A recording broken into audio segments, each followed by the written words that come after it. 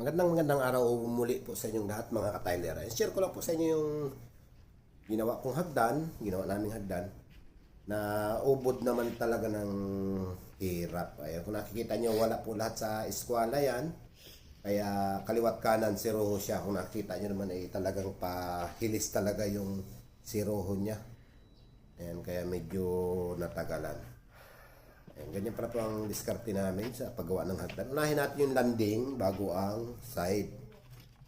Landing muna yung natin sa kakabitan ng side na yan.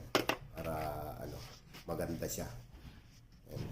Gagamitin tayo ng pagwala ng rubber mallet. Pwede rin ang vibrator. At yan naman pong pamamaraan ng aming pag-grout para mas madali kumpara natin sa chinilas na paunti-unti. Yan po, papahira na natin lahat. Kayang-kaya na ng amunas natin.